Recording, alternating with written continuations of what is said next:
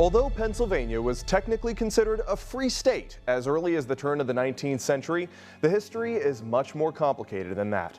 Come along a journey to Waverly, a key stop for slaves in search of freedom. The establishment and growth of the Lackawanna Railroad in the 1960s played a significant role in the history of Pennsylvania. Frequented by affluent, often white Americans traveling from New York City and beyond. But more than a century earlier, another railroad used by African Americans had deep tracks across Northeast Pennsylvania. But there was no locomotive belching smoke, no railroad cars, no one shouting,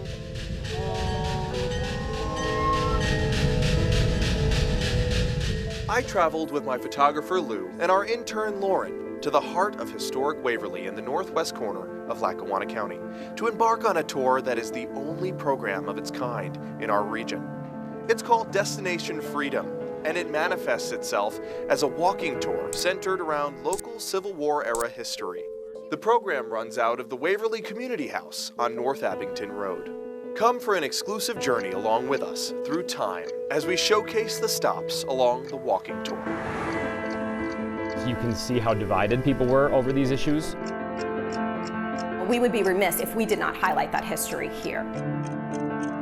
You are on hallowed ground, and this is a very special place, and we are standing amongst heroes. Jeremy's Journeys, Destination Freedom, Waverly's Hidden History.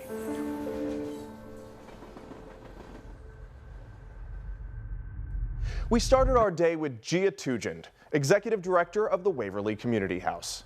And how long have you been involved in the Community House's operations? So I have been working here since 2012. I started as an intern. Right now my job is primarily focused on keeping operations running smoothly. So the Waverly Community House has something for everyone. We're a community center that's open to the public, free and open to the public. You do not need a membership to participate in any of our programs or events. We have a gymnasium that you can rent. You know, if you're a school group, you can play basketball in the gym. We have special events and programming, such as an artisans marketplace. We have a playground. We have a Calm Kids program, an after-school program, a Calm Camp Day summer camp for kids. We have an archive. We have a Destination Freedom program. We also have a library, a Small Works art gallery, and a thrift store. So there's a lot to do here. Oh yeah, definitely. So there's a lot to do here. We offer a wide variety of programming and events. You know, to the public. We have a free summer concert series in the summer, so there's really truly something here for everyone. As far as Destination Freedom, I know that you had a very indispensable role in its creation, so tell me about that. So when I started working here as an intern, I quickly realized, along with our former executive director, Maria Wilson, that there was a lot of history here, especially in relation to the Underground Railroad. So a gentleman named Jim Remsen wrote a book called Embattled Freedom that highlighted that history. He is from the Philadelphia region, but he grew up in one of the homes that's actually on the tour. So he's very invested in the history, and he wrote the book. So myself and my former executive director, Maria Wilson, thought, you know, we would be remiss if we did not highlight that history here. So the Destination Freedom program started with a map, a walking tour map, created in 2017 with a graphic designer, and that was the program. It quickly evolved from being a map to a map/companion reader that school districts would use, and the companion reader was designed more for teachers to bring students here and learn a little bit more information than what was just in the map. So they played the role of EJ? Yes, yes. So after that, you know, it's evolved over a period of time exponentially. So it started as the map, then evolved into the companion reader, then EJ came on, started to do the guided walking tours. Then we created this gallery space that we're sitting in. And so this gallery space contains exhibit items on loan from various historical institutions in our region, such as the Susquehanna Historical Society, Lackawanna Historical Society. And so it evolved, again, to include this space. And then most recently, on Juneteenth, we premiered our placard that's out front. So that contains information, a brief overview of, you know, the Underground Railroad in our region, and then some information on the app and a QR code to download the app. That's great work that you've done, and being able to preserve the history of this area. If you didn't preserve it, what would this be? Would there be any recognition of Waverly's critical role in the Underground Railroad? You know, I think it's important that we did create this program.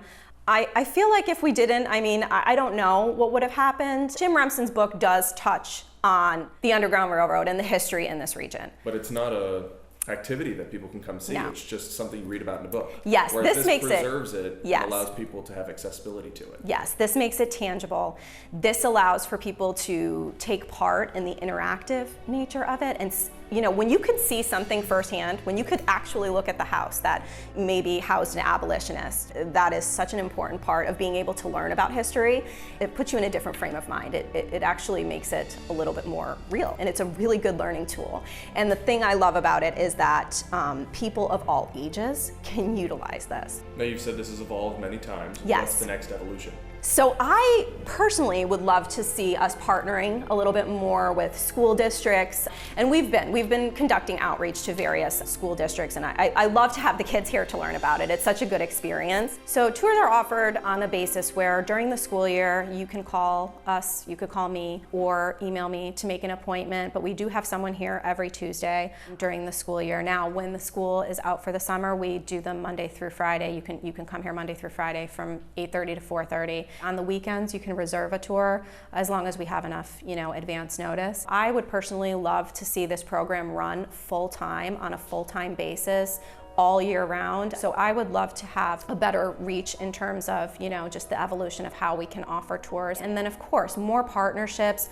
Partnering with more nonprofits is always a goal of ours, and getting more schools here, because I do think it's super important for kids to learn this history as well. I absolutely do. How much would it cost realistically for a school to be able to bring a class? We have group rates, and we're super flexible with that. The idea is just to get them in the building. So I think our group rates start at like $100 for a large group of 20 or something like that. But like I said, we're super flexible. The idea is just to get them here to learn about the history. So we're always willing to work with school districts. You told me about a larger class. Right. But if one person wanted to come on a tour and was interested, how much would it cost? We do offer free tours on Tuesday afternoons from 2 to 3 p.m.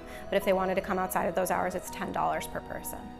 Waverly's Destination Freedom is the only active public program in our area dedicated to preserving and sharing Civil War era history. And its home, the Waverly Community House, lovingly referred to as the COM, is more than just a venue. It's a living extension of the values it honors. The COM was founded in 1919 in memory of Henry Beelan Jr., a man whose life was marked by leadership, compassion, and a deep sense of responsibility to others. Born in West Point, New York in 1843 and educated at Yale, Beelan went on to lead as president of the Pennsylvania operations of the E.I. DuPont de Nemours and Company and served as director of the Scranton Lace Company. But beyond his business achievements, what set him apart was how he treated those around him. His factories were known for not just production, but for community, offering workers access to recreation, arts, and a sense of dignity rarely seen in industrial America at the time. It was always supposed to be a community house. Henry Beelan Jr. was very passionate about providing his employees with recreational opportunities. He felt that made them happier and better motivated. So his family founded this place in his honor in order to provide educational, recreational, and cultural opportunities to the public. It is this spirit of humanity and care that lives on through the Waverly Community House today. By hosting Destination Freedom, the COM continues Beelan's legacy, not just by honoring his name, but by preserving the stories of men and women who risked everything to ensure the safety and freedom of enslaved people. Just as Beelan valued the well-being of his workers, this program values the history of those who valued freedom, not just for themselves, but for others. In this way, the Community House stands as both a memorial and a movement, connecting past and present through shared commitment to justice, dignity, and compassion. This is Henry Beelan Jr., and he was a very big advocate in terms of employees and their opportunities to have recreational opportunities available to them.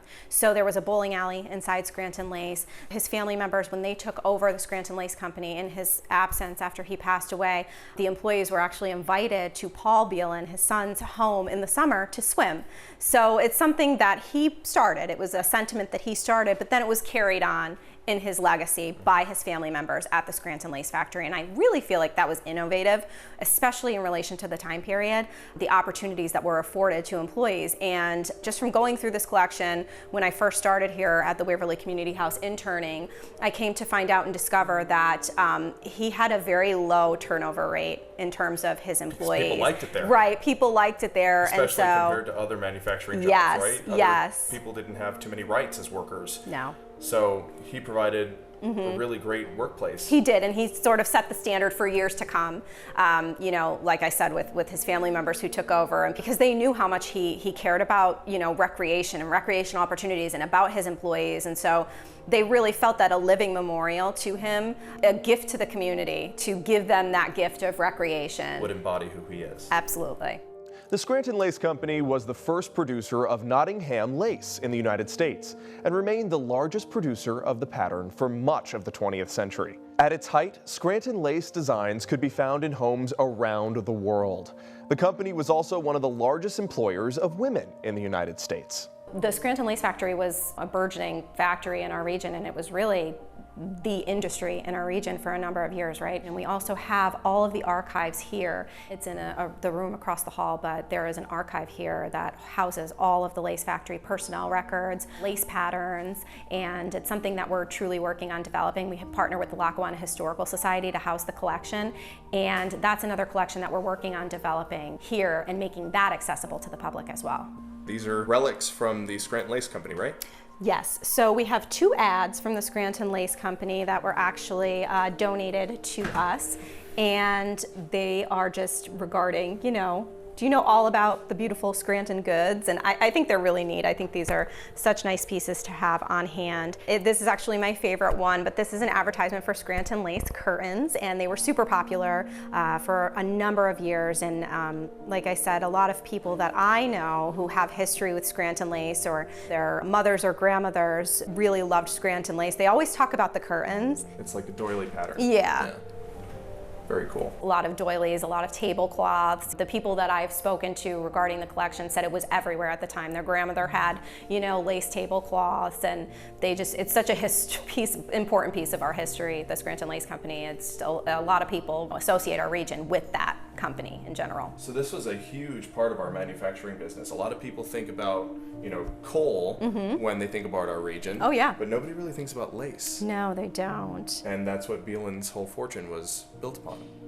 It was a very big part of the family's history in relation to their history in the region, but then their history with the Waverly Community House as well. Yes. Just as the Scranton Lace Company became intricately woven into the fabric of Northeastern Pennsylvania's history, the Destination Freedom Program has now been woven into the national story as well.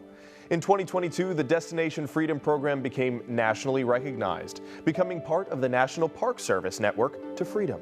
The process of getting on the list of the Underground Railroad Network to Freedom through the National Park Service, it was a little bit in-depth of a process. So it required a lot of citing of your sources. So yes, you can say the house across the street housed an abolitionist. Well, how do you know? Where is your information to back that up? So it took us about 3 to 4 months to compile our application. And once we did, we were able to receive the good news that we were eligible to be on the list, and there was a big announcement. So that's something we're really proud of, because I feel like it adds another element to our program. I truly feel like it's a way to nationally recognize our program, and that is so special. A single glance into the archives makes one thing clear. The National Park recognition is just one chapter in a much larger legacy of distinction. Do you know of any other locations here in our area that are designated with so many accolades? I don't. I feel like the COM is a really special place. I think there's a lot of history here, and I know that other places have their own history, but it's very, very special. For instance, in this case, there are photos. So George M.D. Lewis, who was the architect of the Waverly Community House, was actually friends with Ernest Hemingway. So there are photos of Ernest Hemingway in here, and I think that that's really neat. That actually might be my favorite part of this archive. Where is he? Do you have a picture? Yeah, he's right here in the crutches. Oh yeah, I see it. So did they hang out in Key West together? I think they served together in the war, and yeah, who knows, but they were very good friends. That's awesome. Yeah. After Gia set the scene for us, we were whisked on the walking tour with both program directors of the Destination Freedom Tour, EJ and Adrienne. We found some shade under a tree.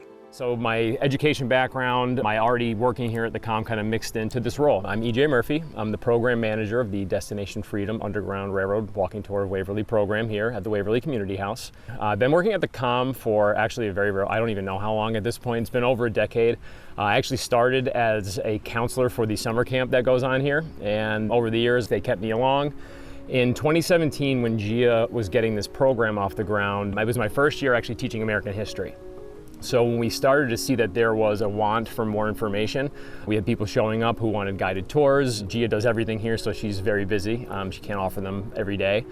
So when I kind of found out what the program was all about, I went to GIA and I said, hey, this is what I teach. If you need me to help out, I can give a tour if you have people who show up. And from there, I started giving the guided tours. I do it full-time in the summer when I'm not teaching, and during the school year, I am here part-time when I can be. And you both were saying you've conducted tours in all kinds of weather, right? Oh yeah, we do them on days like today where it's kind of sweltering, very humid, hot. I've also been out with feet of snow on the ground. So it's even umbrellas. Yep. So it's a year-round thing, and it's great. With EJ's extensive knowledge in history, he went on to explain to us the inner workings of the Underground Railroad. So our program centers around the story of the Underground Railroad, and that is the system that fugitive slaves used to escape from slavery and try to find their way to freedom. And a lot of people don't know that our area, not just Waverly, but our whole entire area, Northeastern Pennsylvania, played a very important role in that system. And again, our story is centered around that. There are many misconceptions about the Underground Railroad.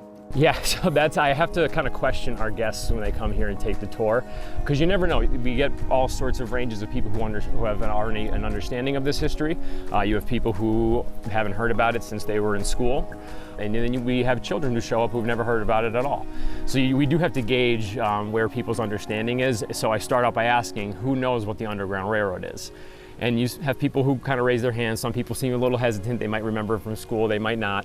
But I do have to clarify that it is not an actual railroad, and it doesn't actually go underground. Because some people, when they come to take our tour, they think that that's where the tour is going to take place, on an underground train somewhere. In the secret language of freedom, the Underground Railroad had its own code. Those who ventured south in search of enslaved souls yearning for liberty were known as pilots. The ones who led them, step by dangerous step, were called conductors. Harriet Tubman and Frederick Douglass are some of the best-known conductors of the Underground Railroad. But there were thousands of others who put their lives on the line. The brave men and women and children in transit were passengers, and the homes, barns, and businesses that offered them shelter under the cover of darkness, they were called stations, brief sanctuaries on a long and perilous road. These stations were transient. They vanished or appeared with the turn of a key, when a house was sold, when danger crept too close, when silence was no longer enough to keep suspicion at bay. The entire network thrived in whispers and shadows. Written records were rare, too risky. One wrong word could mean capture. For the passengers, return to chains. For the helpers, arrest. This threat hung heavy in both slave-holding states and lands that called themselves free. As for the name Underground Railroad, its origin is cloaked in legend. Some say it sprang from frustrated slave catchers right here in Pennsylvania. Others tell of a captured man in Washington, D.C., who under duress confessed that a hidden underground path led north all the way to Boston. And then there's the tale of Tice Davids, who fled across the Ohio River in 1831, vanishing without a trace. His enslaver was baffled. He returned home muttering he must have gone on an underground railroad. Whatever the truth, by the mid-1840s, the name had taken hold. And with it, the legend of a silent, invisible lifeline, pulling people out of bondage towards the light of freedom. Was it called the Underground Railroad before, like during its operation? Yes. If you look in newspaper accounts of debates about slavery and issues surrounding slavery, the Underground Railroad does start to get used in the pre-war period. So this wasn't some term that just came up in the post-war years. What was the general feeling towards slavery in our area? Was it sympathetic towards slaves? Were there a lot of abolitionists around? There was a big spectrum of thought when it came to issues. Similar to the politics of Pennsylvania now. Very similar, yeah. And that's one thing that we do talk about as a part of our tour, because for people, even people who do know about the Underground Railroad, I think the general understanding is that these people were slaves. They used this system. They navigated the system. They got to freedom at a place like maybe Waverly or somewhere farther north. and then the story kind of ends there. And what we try to do is we try to contextualize the story and lend more to the actual experiences of the formerly enslaved people who are using it, because the story is much more complicated than people think. Isn't it always? Pennsylvania is known as a swing state, but that political divide isn't new. Even during the Civil War era, the Commonwealth was deeply split. It's striking how even centuries later, Pennsylvania remains a place of sharply contrasting beliefs. The big goal of our program is to give context to this nationally known story that most people have at least heard of before, and then kind of localize it a little bit. And Waverly is an important place because you can see how divided people were over these issues. Even though Waverly was a small village, it had many abolitionists who lived here, many anti-slavery advocates. You also had people in towns, just like this town, that were maybe not so sympathetic. People tend to think when you hear about, oh, Waverly is an Underground Railroad town, that everybody who lived here was absolutely on board and sympathetic and assisted, and that just wasn't the case, unfortunately. And that's an important thing to take note of, because it lends more to the experiences of the people who ended up actually living in Waverly, who navigated the Underground Railroad to this town, to show that their journey and their life beyond navigating this system was much more complicated than people tend to think. We try to connect the story of the Underground Railroad in Waverly to other parts of history that people don't tend to associate with the Underground Railroad. So we connect to the Civil War era, we connect to the war itself, we connect to the post-war years and the Reconstruction of the United States after the war is over. We also try to connect different towns. It's not just Waverly that played a part in this system. There were towns like Wilkes-barre to the south, you have Montrose and Towanda to the north and northwest. And all of these towns, which people typically don't associate with this era of history, you're going to see large African-American communities grow because of this Underground Railroad system. And you're going to see very important people in each of these towns that are going to emerge in terms of their voice when it comes to the big national issues of the day. Why is it that Waverly is the only place with a designated memorial to the Underground Railroad? So luckily they have been doing a really good job of trying to memorialize the Underground Railroad, not just in Northeastern Pennsylvania, but throughout the country. So you can see little tidbits of the Underground Railroad in different places. But not necessarily Wilkes-barre, right? Not necessarily Wilkes-barre. There are like historic markers that do signify the Underground Railroad in town, but in terms of active programs that highlight that history regularly, our program is pretty unique in that regard. But it doesn't mean that Waverly is the only story to be told. Like I said, there are different towns that connect in a lot of different ways. I know that the Center for Anti-Slavery Studies in Montrose for many years has done great work in bringing that history to the public. But again, just for today and our time period, lately our program is the most active when it comes to bringing this history to the public. Pennsylvania was considered a free state as early as the turn of the 19th century, but freedom here was never guaranteed. Even in towns like Montrose, Wilkes-barre, and Waverly, where the Underground Railroad stations offered hope, enslaved people were still hunted. How far north did slaves have to go to be truly free? So the ultimate goal for most people is to get to Canada. That's where, once you cross that border, the legalities of slavery, you don't have to worry about those as much. And that's one of the things that we start our tour by talking about, because it also lends to what the abolitionists who were involving themselves in this system, what they were potentially risking by getting involved. There was a constitutional mandate written into the United States Constitution, Article 4, Section 2, that mandated if you knew of an escaped enslaved person, or if an escaped enslaved person made their way to your town, they had to be returned to their enslaver. That was a constitutional mandate. The first Congress is going to pass laws to give this constitutional mandate a little bit of teeth. So you were risking things by participating in this system. I mean, it wasn't just a moral stand that people were taking. It was a legal one, a legal risk. And we kind of, again, start by looking at some of the houses around here. And the house that we're looking at right here is actually one of the white one. Yeah, the white one right here. Yep. Is actually one of the homes of one of Waverly's abolitionists who did participate in the Underground Railroad. The homes along the walking tour are still lived in today by new owners, but they're the very same houses that once served as Underground Railroad stations in the 1800s. This was Leonard Batchelor's house. Batchelor was born in 1810 in Massachusetts, but moved to Waverly during his early childhood. His early career spanned the railroads and canals before he ultimately established himself in the mercantile industry. A man of notable courage and conviction, Batchelor emerged as one of the principal operatives of the Underground Railroad in northeastern Pennsylvania. Historical records attest that he played a pivotal role in aiding scores of African Americans to liberty. It is documented that Batchelor not only provided refuge to those escaping slavery, but often concealed them on his property, indeed within the very walls of this house, risking his own life to secure their freedom. The Underground Railroad, it didn't start to really take root until the 1830s and going into like the 1840s. There were issues debated about slavery from the founding of the United States government under our current Constitution, even before that, and they continued over time. But what's going to happen over time is that these issues are going to become more and more heated, and the divide is going to continue to grow between Northerners and Southerners, slave owners and non-slave holders. And that's eventually what's going to lead to the division, but it takes a long time. So the debates start with the foundation of the country. In terms of how we think about the Underground Railroad, that system doesn't truly exist until, like I said, the 1830s, 1840s. Got it. And so then this house is probably from that time period. Yeah, and that's the one really fascinating thing about our town is as you walk around, our building is the newest building on the block. The cornerstone was laid in 1919, it officially opened in 1920.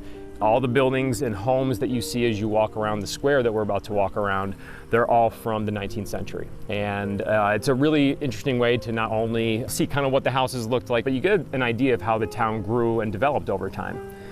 Some of the homes, like this one right here, you see the 1859 above the door. That's actually the year that the house was built. That's not the house number. I see. So as you walk around, not every house has one of those markers, but as you walk around, you can kind of get an idea of how the town developed. So for example, that's an 1859 home. This one I believe is 1848, and there is a marker right behind the tree that's right there. Over on the corner here, that's an 1870s home.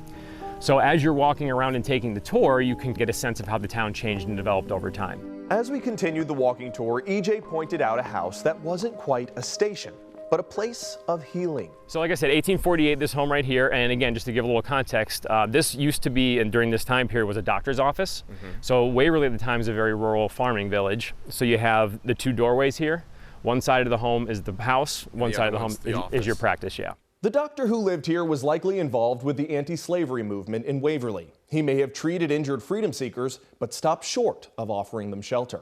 And that's the one thing that kind of goes to what I talked about before about the spectrum of people. You could be an anti-slavery advocate and you could be an abolitionist, but you could also not necessarily approve. Exactly, because you know that it's a legal thing. So if you're someone who is a law-abiding citizen, even though you might have anti-slavery feeling, you might not want to take that risk of involving yourself. Makes sense. While some residents stayed uninvolved, many offered quiet support. So quiet, in fact, that only a handful of verified helpers have ever been identified in Waverly's Underground Railroad. Two people that we've seen enough documentation of over time to verify that they actively participated. What kind of verification do you find? So there's anything that was preserved could have been used against them to turn them into a criminal. And that's why the Underground Railroad is such a difficult thing to study, because it was a secretive system. So there isn't a whole lot of documentation. So what you have to do is you have to look over time at the different sources that you can gather and then see what's consistent and what's not. So for example, you will have in the post-war, the immediate post-war years is when people started openly discussing their involvement, because now you no longer have to worry about the legalities.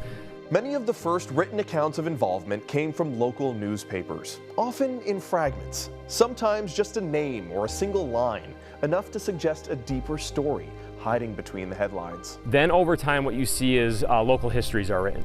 We actually have one called This is Waverly, and it highlights some of the individuals who were supposedly involved in this system.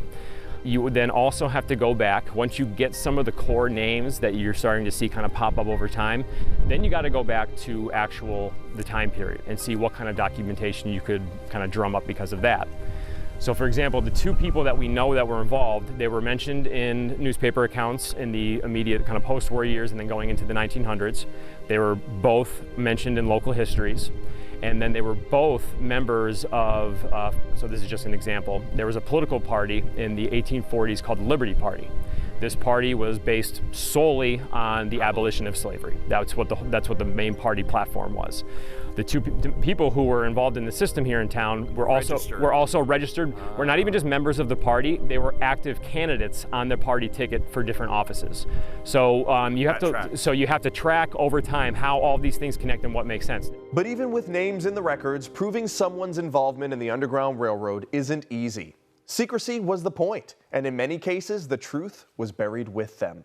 There are some documentation in local histories that have names that I've seen pop up a couple times, but never in a direct reference to the Underground Railroad. So we have people who were members of this Liberty Party, who we know were anti-slavery advocates, abolitionists, but we don't know if they actively participated in the Underground Railroad. I see. So that's why, again, when people come here, they expect me to like kind of point out every single house and say abolitionist, abolitionist, abolitionist, Underground Railroad house. Unfortunately, that's not the case. Again, it's a hard story to put together, which is what makes this program unique, is because it is difficult to tell a cohesive story that actively keeps the center, what you're trying to tell, like Waverly's story.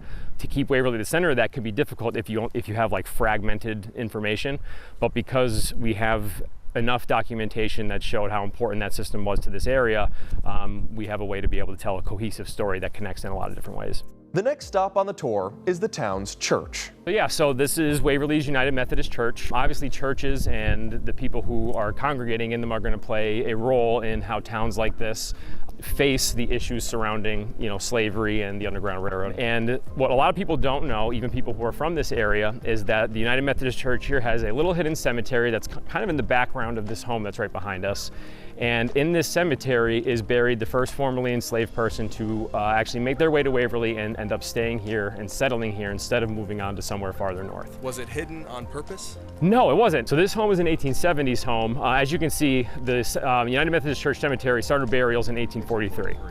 So this is 1843, actually is right around the time that the Underground Railroad is actually really starting to become a nationally talked about issue. So that home wasn't there. So this plot was owned, and I believe the cemetery is still owned and operated by the Methodist Church. So it wasn't hidden on purpose. This home was built, a little bit after people. Because I'm thinking, you want to hide a lot of what you're doing as far as the Underground Railroad. You want to hide where they're buried too. Well, you would think that. So if it's someone who's buried maybe while they're living in Waverly, while these issues are going on, that would be the case. That actually didn't really happen very often. Some of the headstones are so old that they were actually falling apart. Some of them actually got modern replacements, as you can see here. The Methodist Church does have the records for who is buried here, so thankfully, if anything were to happen to the headstones, we still know who is actually buried here. As we stepped deeper and deeper into the cemetery, we came face to face with a remarkable thread in Waverly's Underground Railroad story, the resting place of one of the first escaped slaves to call this town home. This right here is the headstone of George Keyes, and George Keyes was the first formerly enslaved person to come to Waverly and actually settle here. And he's buried right here. And he's buried right here. And again, little hidden cemetery and kind of in someone's backyard. A lot of people have no idea. Even people who are from the town don't know this is here. So at this point, what we do is we try to give context to his life. Because again, what I kind of mentioned before about this idea of most people thinking they were slaves, they navigated the system, they got to a place like Waverly, and they were free, and that's where the story ends. Well, George's story tells us that it's a little bit more complicated than that. There's more to it than just they were slaves and then they became free. So George escaped slavery in Maryland in, again, the mid-1800s. We don't know exactly when. Again, fragmented stories, oral histories over time. So about 1844, 1845, Keyes escaped slavery in Maryland. Eventually, he's going to navigate his way to Northeastern Pennsylvania. At first, he settles, I've read different accounts that he actually settled in either Harrisburg or Wilkes-barre first. And eventually he finds out, on the word of people who are sympathetic to the cause, that he has slave catchers who have been hired to try to bring him back into slavery. So he finds this out. Just him. So They're looking directly for him. These were people who were hired by George's former enslaver, who wanted to bring him back into bondage. Is that where the term bounty hunter came from? Yeah, so that was exactly what they were called back then, yeah. Bounty hunter is used in a lot of different ways. That could also be a legal term for like the, basically just the law, trying to find any fugitive from any law. So he hears word about this, and then he has to make a decision of what to do next. So he decides that he's gonna try to move on. Now, all of these towns are connected by people who know each other and who know who's sympathetic and know where a safe place to go is. So Keyes hears about a local Waverly resident named Rodman Sisson. See that White House? Yeah, on the corner. Right in the corner. That is the home of Rodman Sisson. But Sisson, like a lot of the other Waverly residents, they have homesteads and barns and things in different parts of the area. So Keyes here makes his way to Rodman Sisson's homestead, which at the time was out near Keystone College, so the Little Plume area today. And while he's there, he has to, again, try to find Sisson's home, knock on the door, and you hope, again, a lot of this is a hope and a prayer, you hope that he is sympathetic and is going to help you out. Right. Otherwise, he'd turn him in. Exactly. Or turn him in, or say, These are high stakes. or say, hey, good luck somewhere else. I'm sorry, I can't help you. Okay. So Keyes knocks on the door. Sisson, who is one of Waverly's staunch abolitionists, brings him into the home and hides him in one of the chimneys in the home.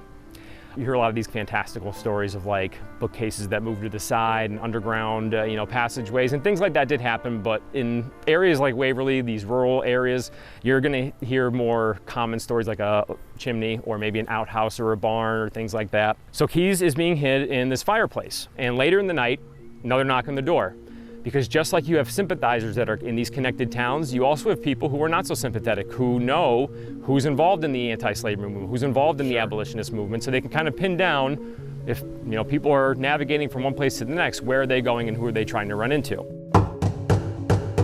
That second knock on Rodman Sisson's door came from slave catchers, sent to drag George Keyes back to the plantation he had fled. Now Sisson faced a choice.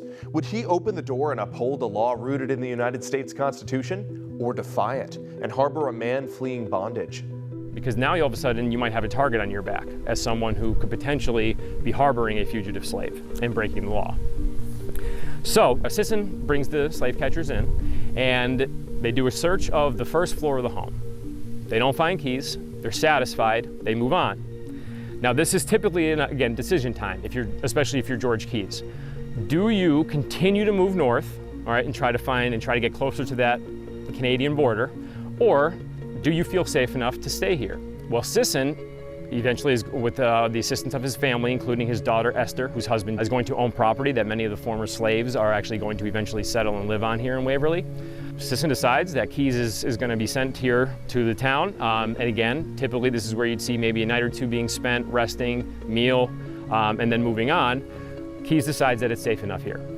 So eventually what's going to happen, Keyes is going to settle. He meets a freeborn African-American woman named Hannah Fields in Northeastern Pennsylvania, and they're going to settle here in Waverly. And they're going to be the founding family of Waverly's African-American community. And from there, the African-American community in Waverly is going to continue to grow. And a lot of it is because of this Underground Railroad system that is bringing former slaves to the area. Now, this is after the Civil War? This is before the Civil War. So there's an African-American community growing here in Waverly. Yes. Pre-Civil War, despite all of the unsympathetic people Correct. that are around. Yes, absolutely. And this is not the only time that happens. Wilkes-barre has a very large black community during this time period as well. Montrose and Towanda both also do. Why were the bounty hunters not coming to find them?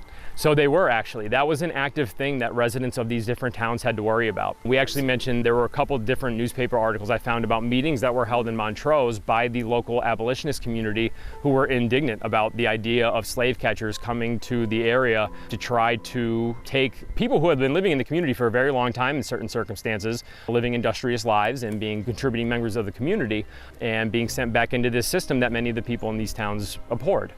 So it was a regular thing that the black communities of Northeastern Pennsylvania during this time period was a regular thing that they had to worry about.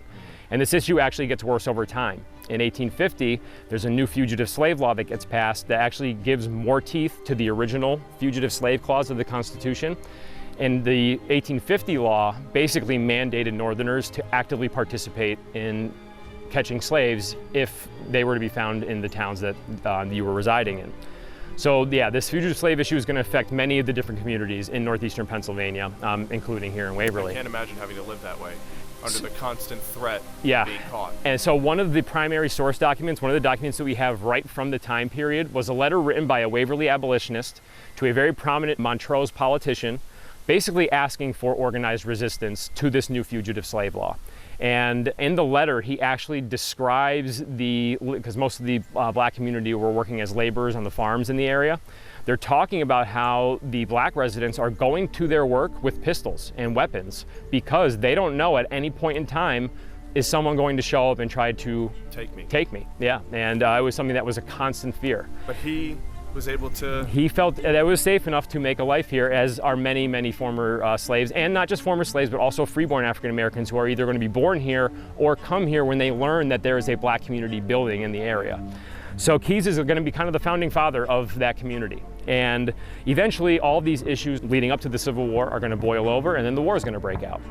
And this is where, again, another part of the history that people I don't think expect to hear when they come to take our tour, is that George here, there's a reason that he has an American flag next to his headstone. Keyes and a small contingent of men, both freeborn and former slaves, are going to join the ranks of the United States military. Fighting, of course, for the Union. Fighting for the Union. At the beginning of the war, African Americans are not allowed to serve in an official capacity.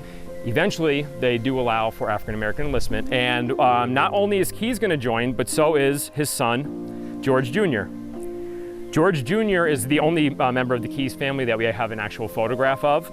So Keyes Sr. and Keyes Jr. are both going to enlist in the 22nd USCT, which is a designation that you can see on the headstone here. The USCT stands for the United States Colored Troops, and this was the official designation of African American regiments during the Civil War, most African American regiments during the Civil War.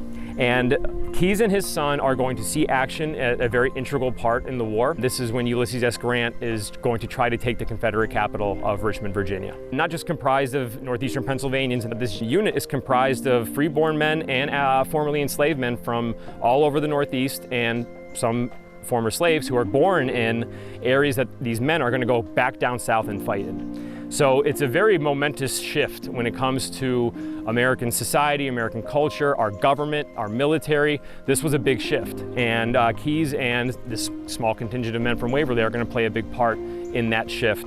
From a man hiding in the shadows of a small Pennsylvania town to a valiant soldier fighting on the front lines of freedom, George Keyes' journey was far from over. The year is 1864. George and his son from Waverly were now part of the push to capture Petersburg, a strategic stronghold just outside the Confederate capital of Richmond. Fighting alongside more than 600 formerly enslaved men from New Jersey, the 22nd United States Colored Troops moved in and quickly gained recognition for their fearless combat on the front lines. And they get a lot of attention because in these initial attacks on Petersburg, it's overall unsuccessful.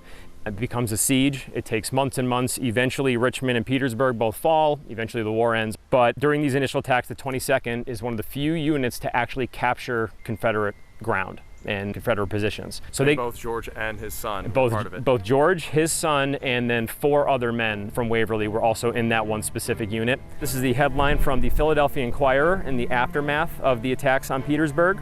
As you can see here, quote, "Colored troops win laurels." And one of those was George. And one of those was George. This Pittsburgh paper went so far to say that this was the greatest day's work of the war.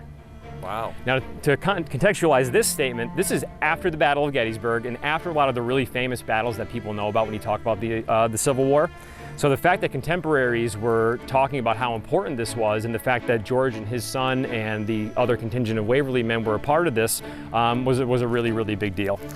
And this is also going to, you're going to see in illustrated journals. This is from Frank Leslie's Illustrated newspaper.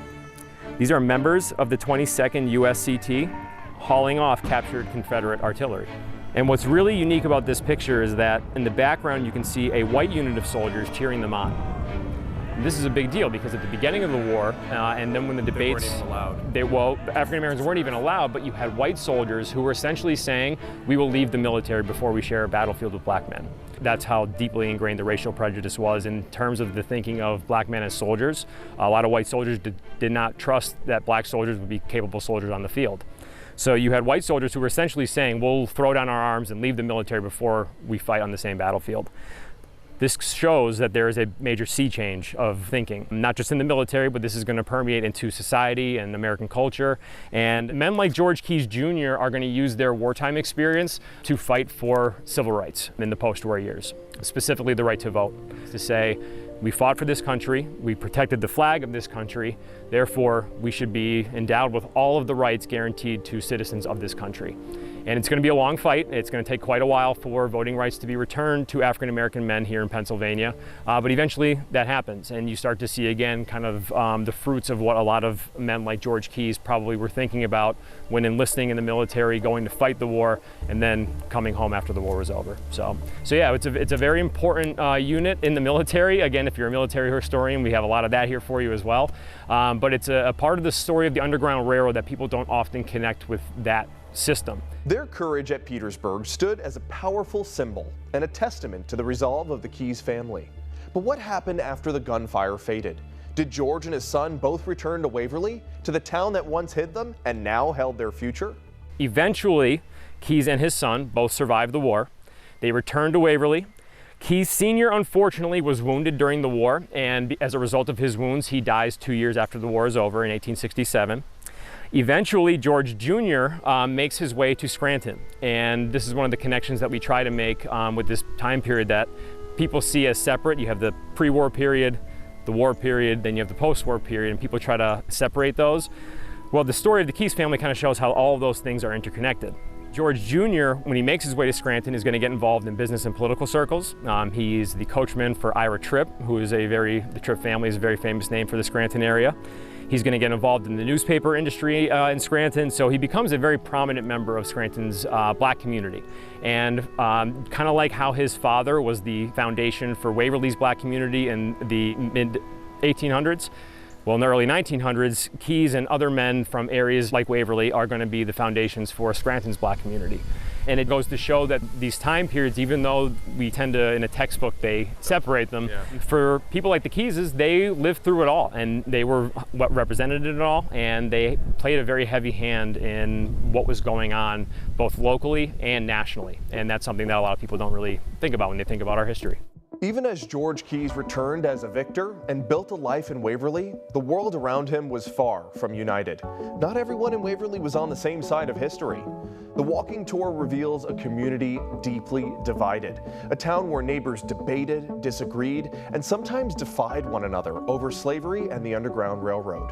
Just like Pennsylvania today, the town was a place of clashing beliefs, a microcosm of a swing state, a purple patchwork of conscience, conflict, and conviction. Some in Waverly fought hard to keep black residents from fully participating in the democracy that they had risked their lives to defend. One of the big things that we try to do here is context. What was the world that George Keyes was walking into here in Waverly? What did that actually look like and operate like? And in order to kind of see how things were going to play out, you have to look at a couple of important events in the late 1830s that are going to highlight the racial views of Northerners, particularly people here in Northeastern Pennsylvania. The first instance is a court case. In 1835, a man named William Fogg is going to go out to the polls to vote in Scott Township. He is going to be denied at the polls by the local elections inspector named Hiram Hobbs. William Fogg is a mixed-race African-American man. So he is denied at the polls by the elections inspector. And eventually this case is going to go to court. Locally, it goes before Judge David Scott. He's the namesake of Scott Township, so if you're familiar with the area.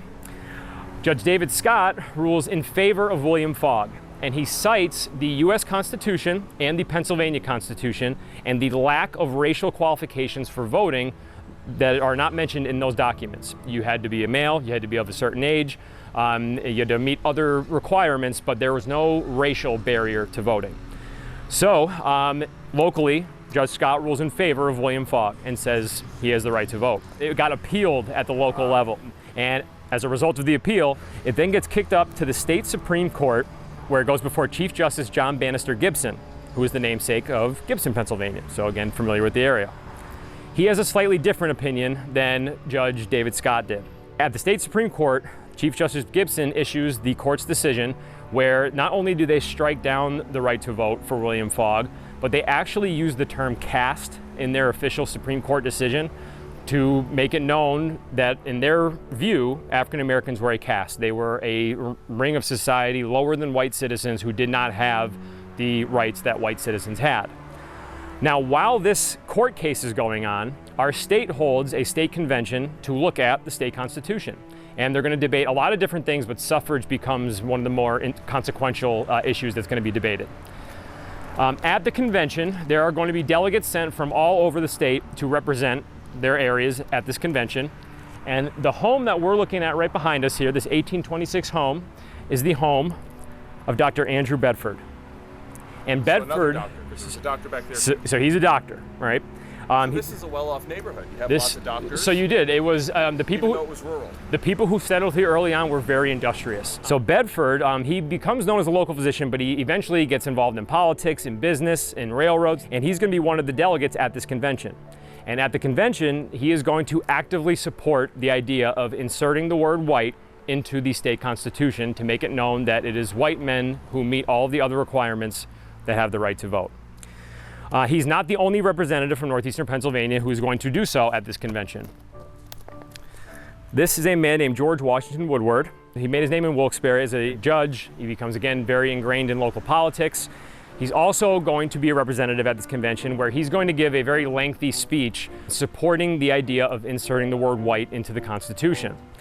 And in this speech, this is the first paragraph of this very lengthy speech that he gives at this convention, but he basically echoes the arguments that are being made by Chief Justice Gibson and Hiram Hobbs, the elections inspector at the local level, basically saying that African Americans were not there when the Constitution or state constitution was formed, therefore they're not part of the political process. And these arguments at the convention win out.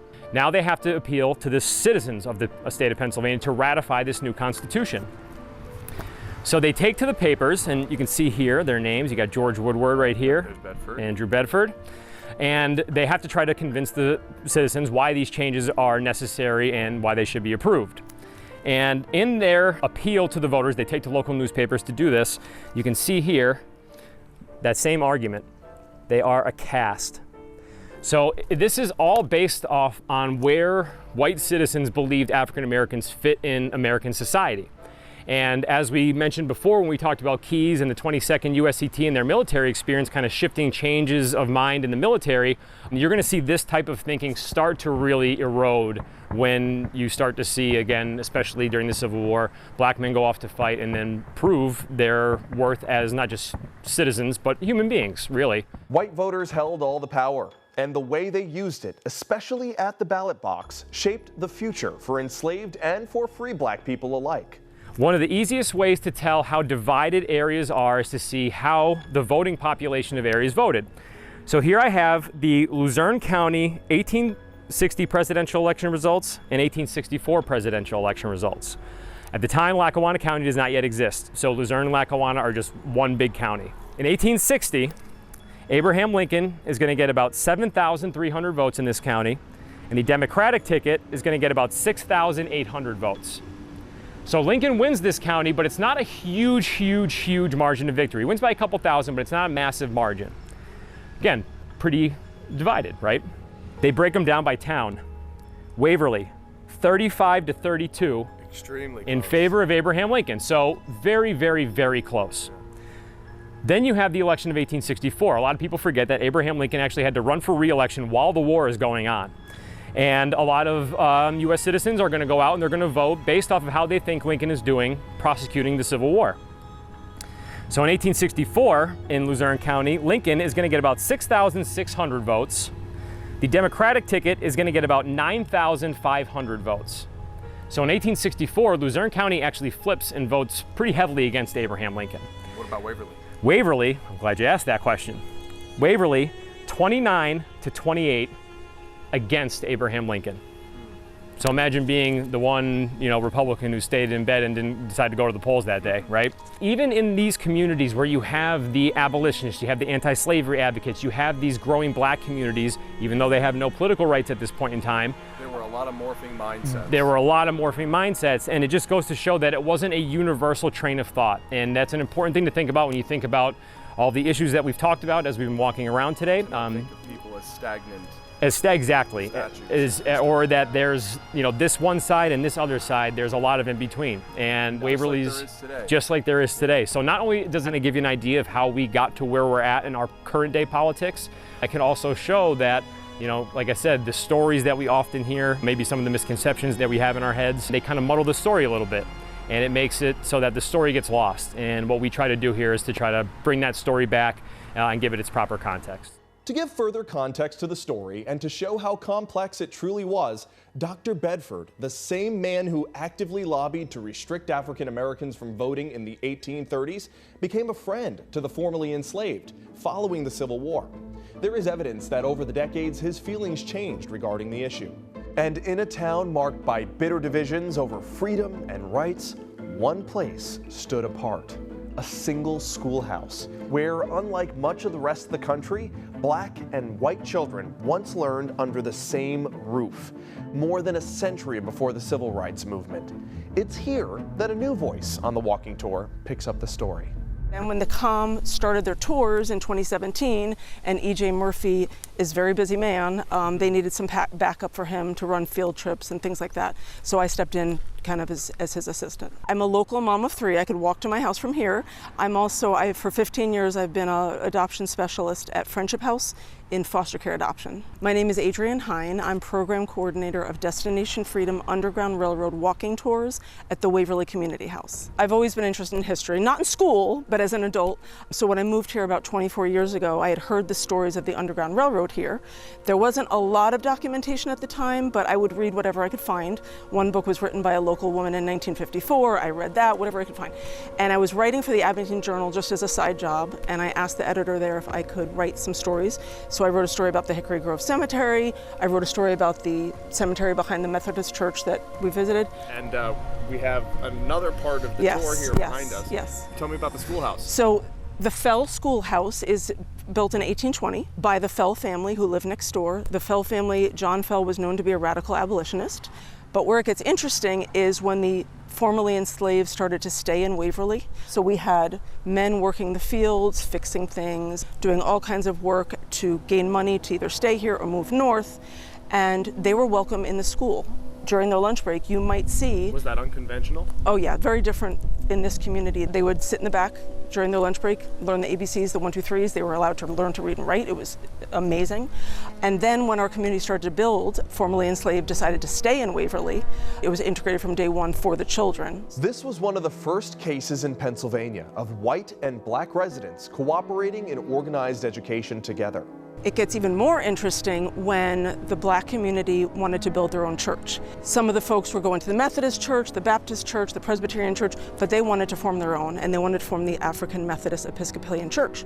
So while they're saving money to build their own church, of course, John Fell and the community said, have your services here at the schoolhouse. So this is actually the first worshiping gathering place of the African Methodist Episcopalian residents of Waverly.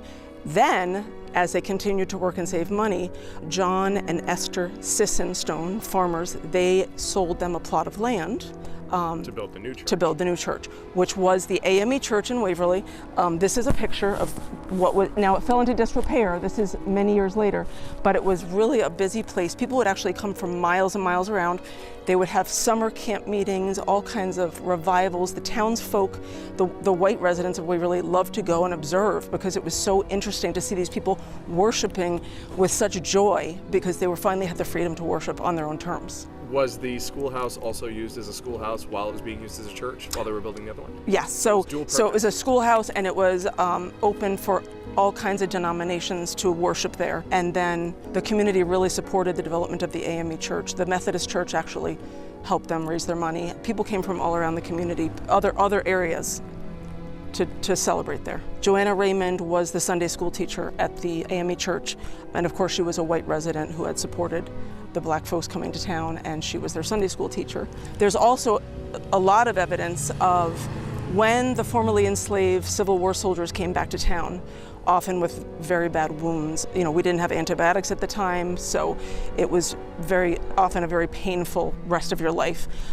We have documentation of the local doctors and citizens, prominent citizens, writing affidavits to try to get that pension for them, the disability pension. Mm-hmm. The schoolhouse and church stood as rare examples of what was possible. A place where some white residents took real risks to treat their black neighbors with dignity. And that commitment didn't end with life. The final stop on our tour takes us to one of the oldest cemeteries associated with African Americans in Northeast Pennsylvania, Hickory Grove. Established in 1807 and quietly serving as a burial ground for more than 70 fugitive slaves during and after the Civil War. Familiar names can be found here. Andrew Bedford, Rodman Sisson's family members, the Fell family, and William Johnson became the first reverend of the AME Church. And as soon as the African American men were allowed to join Union forces, he preached from the pulpit, "Fight and forever you will be free." An entire line of graves of formerly enslaved Civil War soldiers, adorned with American flags and GAR stars, indicating their involvement with the Grand Army of the Republic, a veterans group from the Civil War. The graves mark individual lives, but together they form a story that this town is still telling. Standing in that cemetery among the graves of the formerly enslaved and those who stood with them, it is hard not to reflect. So before the tour ended, I asked the historians a few final questions, not about facts or dates, but about feeling. So my question to you is, working in Waverly, do you ever transport yourself mentally back in time to what it would have been like back then? Yeah, absolutely. It's hard not to with how well preserved Waverly is and just the way that the town still looks like it did back in the 19th century. It's hard not to do that, and it's one of the things that I think a lot of our guests feel, especially people who are from the area. It gives them a new perspective on an area that they've probably been to and have seen before, but after learning a little bit about what our Waverly's history is, I think it's hard not to immerse yourself in what that time period was like and try to put yourself in those shoes. You hope that you would be as brave as the abolitionists were, but I do often, I live very close to here, and I'm often in my kitchen looking out the window and thinking, what happened here hundreds of years ago? And it's so amazing. It's hallowed ground. When we walk up at the cemetery and we're walking amongst the graves of the abolitionists and the formerly enslaved, I have such reverence, and sometimes it's quiet, and you're so thankful for people like that in history. The children tend to understand that. They rarely need a reminder from their teachers when they're on a field trip up at the graveyard to have respect and realize that you are on hallowed ground, and this is a very special place, and we are standing amongst heroes.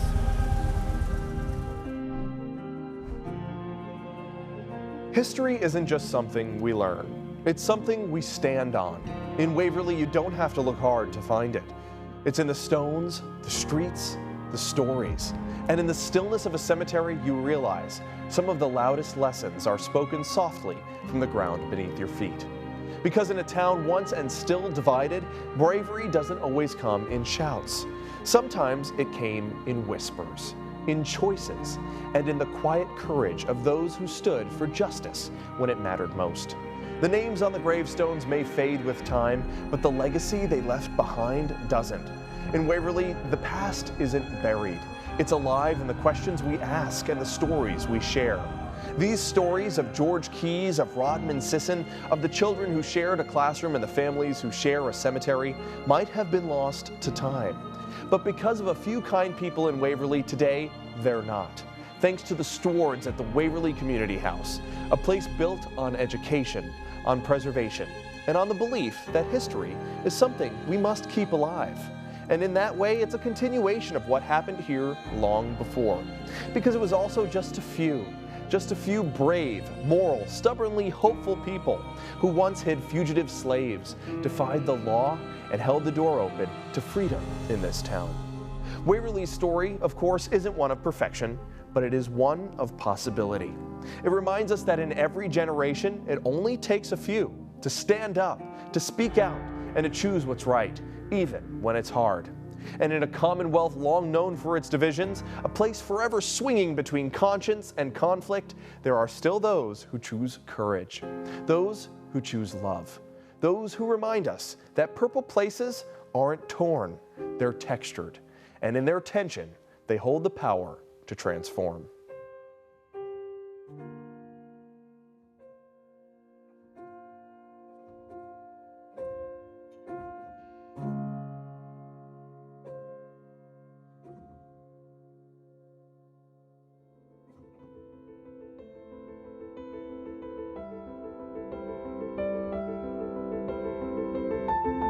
Jeremy's Journeys, Destination Freedom, Waverly's Hidden History.